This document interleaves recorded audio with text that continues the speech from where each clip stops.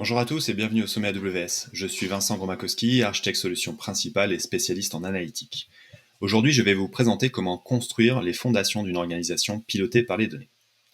Je vais commencer par décrire qu'est-ce que c'est que l'architecture Lakehouse et comment cette architecture peut vous aider à extraire plus de valeur de vos données. Je vais parcourir les différents piliers du Lakehouse avant de continuer sur une démonstration et vous montrer comment on peut construire un Lakehouse en quelques clics sur AWS. Aujourd'hui, les entreprises cherchent à extraire plus de valeur de leurs données. Ça passe par des challenges comme la croissance exponentielle des données. Il faut pouvoir ingérer plus de volume, mais aussi ajouter des sources pour pouvoir les enrichir, comme avec les données partenaires, par exemple. Et ça vient avec une plus de diversité. Ça amène plus de diversité qui peut amener aussi des problématiques de qualité de données et de référencement pour pouvoir maximiser l'usage. Il faut pouvoir mettre à disposition ces données d'un maximum d'utilisateurs. Et il y a de plus en plus d'utilisateurs qui souhaitent accéder à ces données. Mais il faut aussi les intégrer un peu plus finement dans les process opérationnels, amener la valeur directement aux clients finaux via des applications qui utilisent ces données. Pour cela, c'est important de s'appuyer sur une plateforme qui est éprouvée, avec à la fois des fondations solides, mais aussi un catalogue de services qui permet de rajouter de la valeur, de créer de la valeur petit à petit sur ces données. Et AWS a prouvé que la plateforme était une plateforme de référence pour la construction des data lakes aujourd'hui. Nous avons énormément de clients qui ont construit des data lakes à très grande échelle et dans tous les secteurs industriels, que ce soit la télécommunication, la finance, le divertissement, les services entre particuliers, mais aussi les fournisseurs de produits intégrés. Tous ces clients-là ont une base très très solide, un data lake solide et peuvent appliquer l'architecture Lakehouse pour pouvoir en extraire encore plus de données. Cette architecture, c'est une architecture de référence qui permet vraiment de maximiser l'usage et de maximiser l'extraction de valeur de vos données. Elle s'appuie sur 5 piliers. Le premier pilier, c'est un data lake scalable. Pour pouvoir supporter la croissance des volumes, pour pouvoir supporter le stockage et pour pouvoir capitaliser sur la donnée. Et c'est intéressant de la stocker dans des data lakes qui sont scalables. Le deuxième pilier, ce sont des services analytiques spécialisés. AWS ne croit pas au service unique qui permet de tout faire, sans compromis, que ce soit sur la performance, les fonctionnalités ou le coût. Et c'est pour ça que AWS fournit un ensemble très large de services qui répond vraiment à chaque usage. Le troisième pilier, ce sont les mouvements de données facilités. Comme on a plusieurs services, plusieurs composantes dans l'architecture Lakehouse, c'est intéressant de ne pas complexifier et en facilitant le mouvement des données à la fois entre le data lake et les services spécialisés, mais aussi entre les services spécialisés eux-mêmes. C'est aussi intéressant d'avoir une gouvernance unifiée, donc c'est le quatrième pilier, pour éviter l'effet silo. Si on a des architectures un peu décentralisées avec des services spécialisés, il faut pouvoir assurer la gouvernance de manière unifiée, pouvoir référencer les données, pouvoir les partager entre les différents composants et aussi gérer la sécurité. Et le cinquième pilier, c'est la performance et les coûts optimisés. Donc, pas de compromis sur cette performance, puisqu'on a des services analytiques qui sont spécialisés en fonction de chaque usage. On est sûr qu'on bénéficie du meilleur ratio coût-performance pour notre usage de la donnée. Je vais maintenant rentrer un peu plus en détail de chaque pilier, commencer par le data lake scalable. Donc, le data lake scalable qui s'appuie bien sûr sur Amazon S3. Amazon S3 est très populaire en tant que couche de stockage pour le data lake parce qu'il est très durable, hautement disponible et scalable. Il a aussi des optimisations au niveau des coûts avec différentes classes de stockage et des automatisations qui permettent de déplacer les données entre les classes de stockage. Il a aussi des fonctionnalités de sécurité qui permettent de garantir la sécurité des données qui sont stockées dans les data lakes. Et plus important, c'est probablement cette capacité, cette intégration. Les API Amazon S3 sont extrêmement populaires, sont compatibles avec énormément de services analytiques, que ce soit les services analytiques AWS, mais aussi les services analytiques open source ou fournisseurs tiers. Le deuxième pilier, ce sont les services analytiques spécialisés. Donc on a vu, c'est intéressant d'avoir des services qui sont dédiés à chaque usage pour pouvoir offrir le maximum en termes de performance, en termes de coût, mais aussi en termes de fonctionnalités, avoir des fonctionnalités qui sont vraiment adaptées à vos cas d'usage. La plateforme AWS fournit le plus large choix d'outils, que ce soit en analytique, mais aussi en base de données. Je vais commencer par les bases de données. C'est très très représentatif. Vous avez aujourd'hui 13 moteurs de bases de données disponibles sur AWS, que ce soit des bases de données relationnelles ou NoSQL. Et donc, vous pouvez vraiment choisir la base de données qui est adaptée à votre usage, que ce soit du graph, du time series, du document ou du clé valeur. Vous aurez le choix et vous pourrez implémenter votre cas d'usage sur la bonne technologie. Sur la partie intelligence artificielle, machine learning, vous avez la plateforme SageMaker qui vous permet de consommer et d'utiliser des services d'intelligence artificielle à différents niveaux. Vous avez des modèles qui sont pré-entraînés que vous pouvez consommer directement. Vous pouvez également entraîner les modèles avec vos propres données, ou si vous voulez quelque chose de vraiment customisable, vous pouvez utiliser l'infrastructure et les frameworks pour entraîner vos propres modèles. En termes d'usage analytique, vous avez un très large choix également. En ce qui concerne le Data Warehouse, vous avez Amazon Redshift. Pour tout ce qui est analytique opérationnelle, vous avez Amazon Elasticsearch. Et enfin, pour tout ce qui est Big Data, vous pouvez utiliser Amazon EMR, qui fournit 22 services, 22 frameworks open source à la demande sur les clusters EMR, et notamment du Spark, du Hive, Presto et Flink, qui sont très populaires. Tous ces services spécialisés sont bien sûr intégrés avec le Data Lake qui repose sur Amazon S3, on l'a vu, avec aussi des fonctionnalités de gouvernance. On va le voir, AWS Lake Formation et AWS Glue. Alors le troisième pilier, ça concerne les mouvements de données facilités. Donc l'intérêt, c'est encore une fois de ne pas créer des silos avec tous ces services spécialisés et ces différents composants, et de faciliter tous les mouvements entre le Data Lake et les services spécialisés, mais aussi entre les services spécialisés eux-mêmes, on va le voir. Donc il y a une première catégorie d'outils. AWS met à disposition des outils qui permettent de générer des ETL sans code. Et ces ETL-là vont utiliser la technologie PySpark pour pouvoir passer à l'échelle et pour pouvoir être distribués sur de très gros volumes. Vous pouvez utiliser par exemple AWS Glue Studio ou AWS Lake Formation Blueprint, qui sont des outils qui permettent de générer du code de manière graphique et qui permettent également donc de passer à l'échelle. Si vous voulez faire de la data préparation et analyser un peu plus finement vos données pour éventuellement travailler sur la qualité de la donnée, faire éventuellement des corrections, vous pouvez utiliser AWS Glue Data Brew, qui est un outil de préparation de données visuelles avec plus de 250 transformations et qui vous permet également de passer à l'échelle, de passer en production à partir de l'interface graphique. Si vous voulez faire des mouvements de données de manière automatisée, vous pouvez également utiliser via du SQL, vous pouvez utiliser AWS Glue Elastic View, qui est aujourd'hui en preview. Cet outil permet de créer des vues matérialisées entre vos data stores.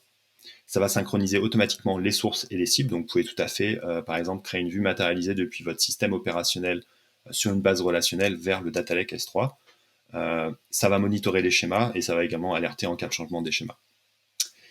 Pour tout ce qui est intégration entre le Data Warehouse et le Data Lake, vous pouvez utiliser Amazon Redshift Spectrum, qui permet à la fois de lire et d'écrire dans le Data Lake depuis le Data Warehouse.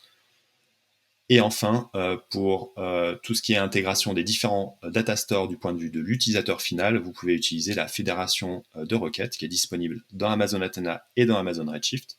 Donc cette fédération de requêtes, elle permet vraiment de fournir un point d'entrée unique, comme une seule table, ça peut être une vue par exemple. L'utilisateur final ne sait pas où sont stockées les données, il se contente d'accéder à sa table, et en fait cette table va agréger des résultats de différents data stores via de la fédération. Donc c'est très pratique pour intégrer par exemple des bases opérationnelles pour éventuellement faire du requêtage temps réel directement sur les systèmes opérationnels et sur un réplica de données. Mais c'est aussi très pratique pour créer de nouveaux ETL, par exemple pour extraire de la donnée de systèmes opérationnels. Le quatrième pilier, c'est la gouvernance unifiée. Donc c'est très important d'éviter l'effet silo, de garder une gouvernance unifiée, une gestion des permissions et une gestion du référencement de la donnée au niveau de l'entreprise pour éviter les silos. Pour ça, vous pouvez vous appuyer sur AWS Lake Formation, qui est un outil qui permet à la fois de sécuriser, partager et auditer les données. Donc la sécurisation, ça passe par une gestion centralisée dans l'outil Lake Formation, des permissions fines, que ce soit au niveau table, colonne et ligne en preview. Et cette gestion des permissions, elle est directement intégrée avec les services analytiques. Donc, quand vous octroyez des permissions à un utilisateur dans Lake Formation, c'est automatiquement répercuté dans les services analytiques. Vous pouvez également utiliser Lake Formation pour partager des tables entre comptes. Si vous avez une organisation qui est assez importante avec différentes entités, vous pouvez tout à fait avoir un modèle Hub and Spoke, Data Mesh, ou même partager des données avec des partenaires, par exemple, via Lake Formation, de manière complètement sécurisée. Et enfin, vous êtes capable d'auditer ce qui se passe sur la plateforme. vous pouvez auditer les accès et vous pouvez déclencher des alertes et éventuellement révoquer des droits immédiatement. Comme j'ai dit tout à l'heure, les services analytiques sont directement intégrés avec Lake-Formation. La révocation des droits est immédiate. Alors sur la droite, on peut voir un exemple d'une architecture décentralisée avec Lake-Formation qui permet quand même d'avoir une gouvernance unifiée. C'est très très pratique pour garder cette agilité et garder cette autonomie.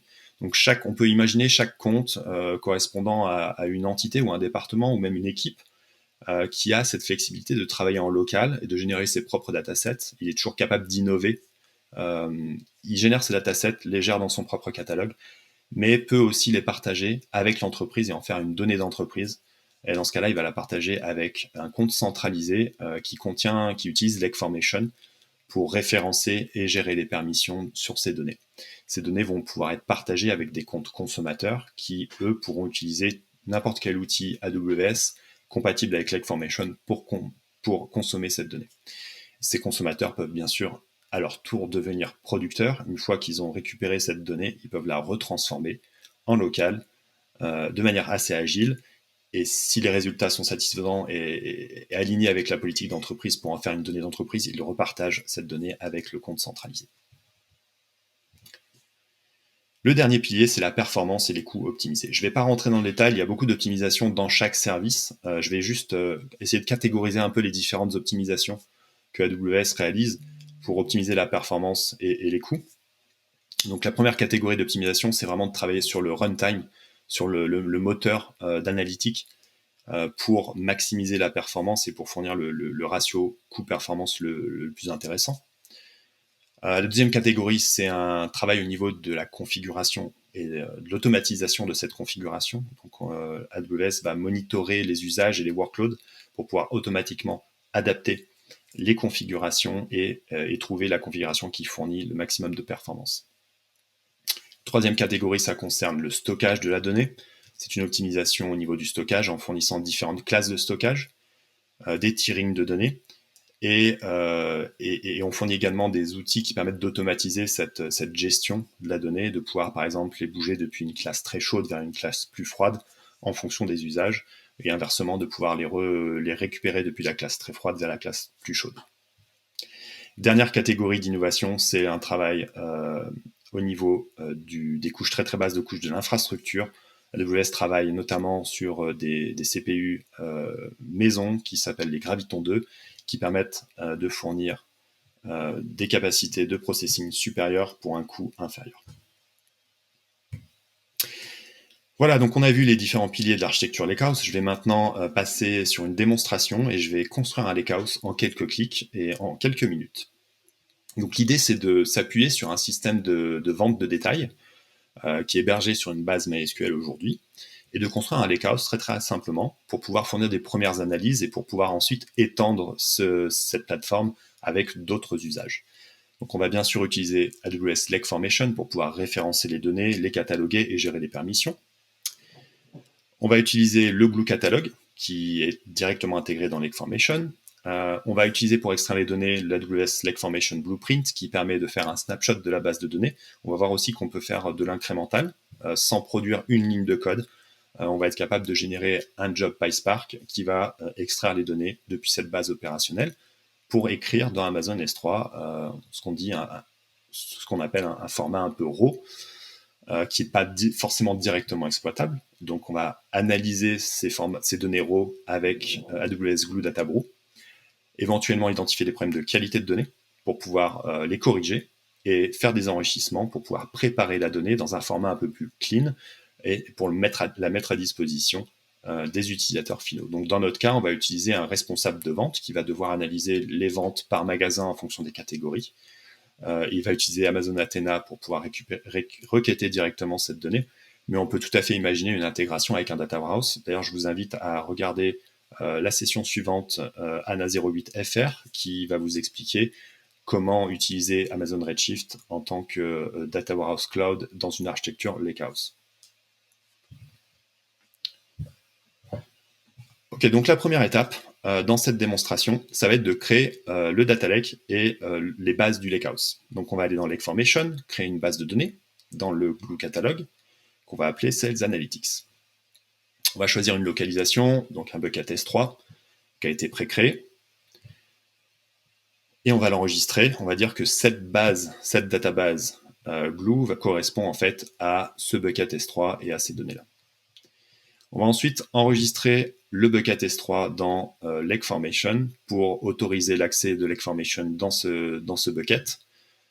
Donc pour cela, on doit fournir un rôle IAM. Ce rôle IAM sera utilisé par Lake Formation pour faire toutes les opérations d'administration nécessaires. Ensuite, on va utiliser le blueprint AWS Lake Formation. Donc comme j'ai dit, c'est un blueprint qui va générer un job PySpark qui va extraire les données depuis une base MySQL. Donc pour cela, je vais m'appuyer sur une connexion, base de données. Je vais fournir la database MySQL qui m'intéresse. Je vais spécifier une destination qui va être donc mon bucket Lake Formation. On voit qu'on peut choisir le format, on va générer du parquet. Pour l'instant, au niveau du scheduling, on va utiliser du on-demand, mais on pourrait éventuellement le scheduler via des expressions cron. Bien sûr, on fournit un rôle qui va permettre à la fois de lire et d'écrire les données. Et on va démarrer ce blueprint. Donc ce blueprint, derrière, qu'est-ce qu'il fait? Il génère un workflow Glue, qui est en fait une suite d'étapes avec différents composants. La première étape, ça va être de crawler les données, de récupérer les schémas, et ensuite de les transformer en parquet pour les écrire dans le data lake. Vous voyez ici comment faire un mode incrémental. On a fait un snapshot, donc c'est un one-shot, mais on peut tout à fait faire un mode incrémental. Il suffit pour cela de préciser une colonne, et cette colonne va servir de tracker. Ça peut être par exemple un timestamp, donc timestamp d'écriture des ventes. Et donc Glue va automatiquement identifier les nouvelles valeurs et ne récupérer que les nouvelles lignes en mode incrémental. Voilà, donc le job est terminé. On a vu que ça avait créé des tables, donc à la fois des tables sources, MySQL, qui correspondent à mon système opérationnel, et des tables cibles, qui sont donc dans du parquet, dans Amazon S3. Si on va dans Athena, on va aller requêter ces données un peu brutes. Donc moi j'ai les droits administrateurs sur le data lake, donc j'ai la visibilité sur toutes les données. On va aller voir cette database Sales Analytics et on voit voilà, les 4 tables qui ont été créées. On peut faire un preview sur la table des ventes pour voir les données assez brutes et on va retravailler ces données dans une deuxième étape. Donc pour cela, on va utiliser Glue Data Brew. AWS Glue Data Brew qui est un outil de data visualisation. La première étape, c'est de créer les datasets. Donc pour cela, on va s'appuyer sur le catalogue Glue et Lake Formation. Je vais récupérer les données de vente. Et je vais lancer un profilage. Le profilage va permettre d'analyser les données, de reporter quelques métriques de data qualité. Donc je vais préciser, je vais créer un job de profilage qui va générer un rapport. Le rapport sera stocké dans Amazon S3, mais on va directement y accéder depuis cette interface. On peut éventuellement le scheduler pour le rafraîchir, pour avoir des nouvelles métriques sur les datasets qui sont mouvants. Et bien sûr, on fournit un rôle. Alors là, j'ai une erreur. Pourquoi j'ai une erreur? Parce qu'en fait, j'ai fourni un rôle qui n'a pas accès à la base dans Lake Formation. Donc il faut que j'aille dans Lake Formation, directement affecter les permissions à mon rôle. Donc je vais faire un grunt de manière très très similaire à ce qu'on peut faire dans une base de données, sauf que là c'est au niveau du data lake complet et c'est directement intégré avec tous les services. Donc je vais sur ma base Sales Analytics, je vais chercher les tables, je vais chercher toutes les tables qui m'intéressent et je vais fournir le select et le describe en permission sur ce rôle. Donc maintenant je peux récupérer le rôle qui avait été créé précédemment, le data prep, qui maintenant a les permissions. Je vais pouvoir créer le job. Le job va prendre quelques minutes à s'exécuter et va fournir un rapport. Voilà, donc voilà le rapport. Il y a une analyse du schéma, bien sûr, les différents types, mais aussi des cellules manquantes, par exemple. Et très intéressant, on voit qu'il y a beaucoup de données dupliquées. Donc on va, dans notre table de nettoyage, on va dédupliquer les données. On voit aussi que sur la colonne quantité, il y a quelques données qui sont manquantes. Donc c'est un dommage pour faire des analyses de vente. Donc ce qu'on va faire, c'est qu'on va redresser un peu ces données, on va les compléter par une valeur qui va nous permettre de faire à minima une analyse qui ne sera pas forcément correcte, mais qui sera déjà un peu plus réaliste. Voilà, donc j'ai fait j'ai créé des datasets pour toutes mes sources, les ventes, les items et les magasins. Et maintenant, je vais pouvoir créer un projet en me basant sur ces ventes avec un sampling. Donc là, je vais sélectionner un sampling assez réduit, mais je vais utiliser des données random. Et bien sûr, je vais affecter des permissions pour pouvoir accéder à ces données. Donc je vais utiliser le même rôle que créé précédemment. Et ça va me permettre de visuellement analyser le dataset de vente. Voilà. Donc on a bien toutes les colonnes qui sont stockées dans ce dataset. On a des métriques par colonne qui nous permettent de faire de la data qualité. On va travailler notamment sur la déduplication des données. Donc on va commencer par ça.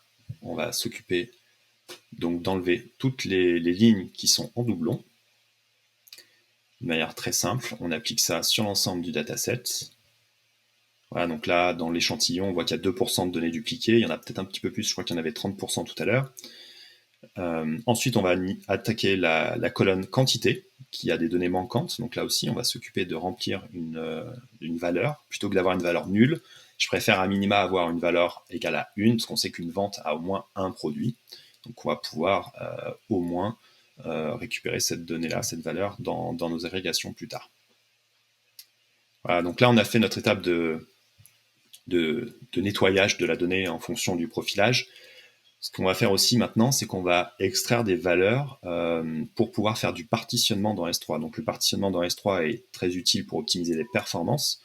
Et en général, on aime bien faire du partitionnement par les dates parce que c'est quelque chose qui est souvent utilisé quand on fait du requêtage. On requête souvent par année, par mois ou par jour.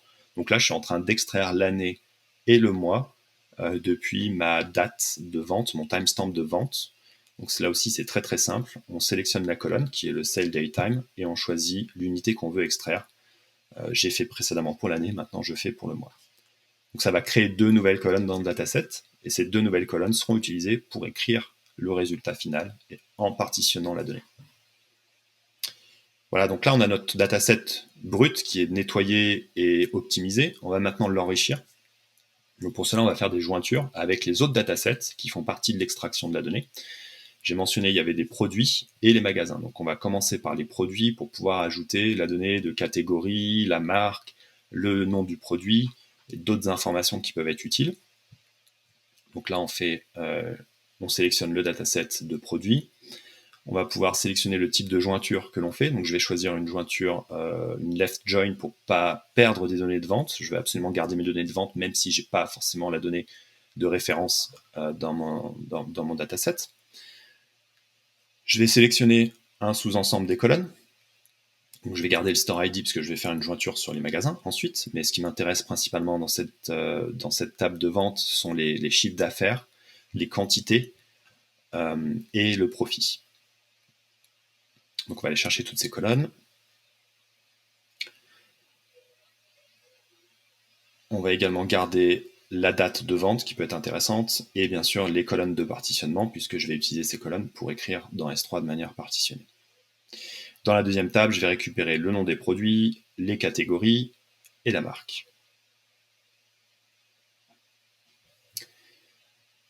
Donc voilà pour la première jointure.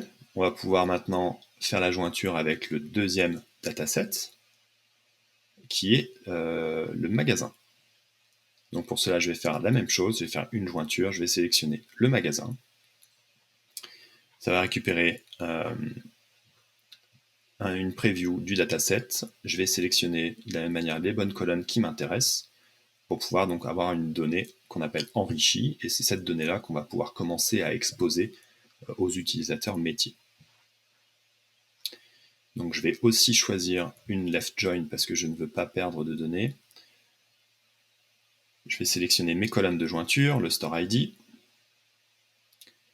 et je vais extraire un sous-ensemble des colonnes, donc je n'ai plus besoin du store ID. Je vais garder les données les métriques de vente. Je vais garder les données enrichies par les produits et je vais garder pour les magasins uniquement donc les market managers, la ville et le nom du magasin.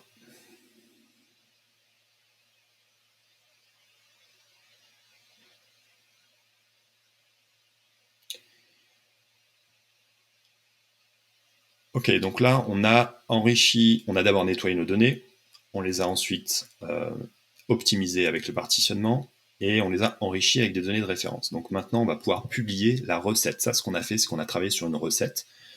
Cette recette, elle va être traduite ensuite en un job PySpark qui va pouvoir être déployé en production. Donc la première étape, c'est de publier la recette. On a aussi un lineage qui permet de voir ce qui est fait dans la recette. Donc là, on retrouve nos différentes étapes. On retrouve nos jointures pour générer notre Sales Analytics et on a bien publié une version 1.0. Donc on va pouvoir maintenant créer un job à partir de cette recette. Ce job, on va l'appeler Sales Analytics. Il est bien basé sur notre dataset de Sales avec notre recette qu'on vient de générer visuellement. On va l'écrire en format parquet. Et là, on va aller chercher, bien sûr, le bucket du data lake et du lakehouse. On va sélectionner un folder du bucket S3 qui va être dédié. On va choisir, par exemple, la compression. On va faire du snappy. On peut également ajouter les données de partitionnement. Donc, c'est là que je vais choisir et partitionner mon dataset par année et par mois pour optimiser donc la performance lors des requêtages quand vous filtrez par année ou par mois. Là, on peut choisir le parallélisme. Derrière, c'est un job PySpark, donc on choisit le nombre d'exécuteurs. On choisit également le scheduling, si on veut l'intégrer, générer automatiquement, lancer automatiquement ce job. Et bien sûr, on fournit un rôle IAM qui a les permissions Lakeformation pour pouvoir lire et écrire dans le data lake. Voilà, donc le job a été créé, il est en train d'être lancé. Le job va prendre quelques minutes pour processer ce qu'on a créé dans la recette, mais à l'échelle, en production, sur l'ensemble du dataset. Voilà, donc il a terminé. Il a duré 1 minute 44. Derrière, c'est une infrastructure complètement serverless qui est utilisée par Glue. C'est un runtime Spark serverless. Donc là, maintenant, ce qu'on va faire, on va rajouter, référencer le résultat de ces processing dans le lakehouse via un crawler. Le crawler Glue, c'est un process serverless qui va aller regarder ce qui est stocké dans l'emplacement, analyser les schémas et créer une table avec les bons schémas et ensuite les mettre à disposition du data lake pour pouvoir être consommés. Donc je vais rajouter cette nouvelle table dans ma database Sales Analytics et je vais lancer le crawler qui là aussi va prendre quelques minutes et qui va référencer donc cette nouvelle table. Voilà, donc on voit bien qu'il y a une table qui a été ajoutée. On va aller voir dans la database Sales Analytics pour vérifier que la table est bien présente. On voit qu'il y a une table Sales enrichie, voilà, qui correspond à notre schéma qui correspond à ce qu'on voulait en sortie du job Databro. Il y a d'autres métadonnées aussi qui seront utilisées. Mais là, du coup, on va pouvoir aller voir le résultat. Donc, moi, j'ai toujours les droits administrateurs sur le data lake. Donc, j'ai la visibilité complète sur l'ensemble des tables de la base de données, mais aussi sur l'ensemble des colonnes de cette table Sales enrichie. Je peux exécuter une requête juste pour vérifier que les données sont bien là, qu'elles ont l'air cohérentes. Voilà, donc on a toutes les données disponibles. Donc maintenant, on va pouvoir aller dans Lakeformation pour pouvoir exposer ces données aux utilisateurs finaux. Donc ce que je vais faire, c'est que je vais aller dans les permissions de données et faire un grant au responsable de vente. Le responsable de vente s'appelle Randy Valdez, donc il a un user dédié. Je vais lui affecter des permissions dans la base de données Sales Analytics, mais je ne vais pas lui exposer sur les données brutes. Je vais juste lui exposer les données retravaillées.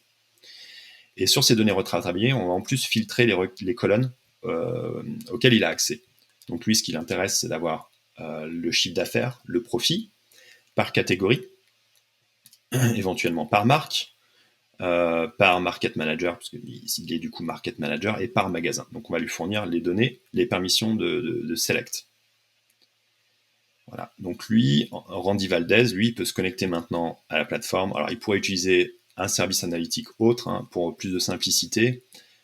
J'ai utilisé Athena pour cette démonstration, donc on peut imaginer qu'il a un dashboard qui utilise Athena et qui va calculer, donc qui va faire des agrégations sur les volumes de vente par magasin et par catégorie. Donc là, on voit qu'il a accès à la database Sales Analytics, mais il n'a déjà pas accès aux tables raw. Il a accès uniquement à la table enrichie. Et même dans la table enrichie, on voit qu'il n'a pas accès à toutes les colonnes. Voilà, donc là, je vais utiliser une requête qui est assez classique pour des ventes, des analyses de vente. Donc on va analyser le total des quantités vendues, la moyenne des prix et le total du profit par catégorie, par magasin et par market manager. Ça, c'est typiquement une analyse qu'un responsable de vente pourrait dérouler. On voit qu'il y a une erreur. Une erreur parce que la colonne quantité ne peut pas être résolue. Pourquoi? Parce qu'il n'a pas les permissions sur cette colonne quantité.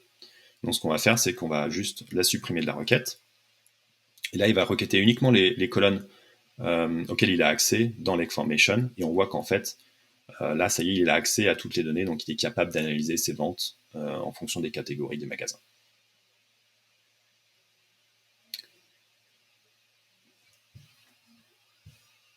Voilà, donc on a vu comment construire une architecture Lakehouse sur AWS, très simplement en quelques clics. Donc cette démonstration, elle a pris 15 minutes.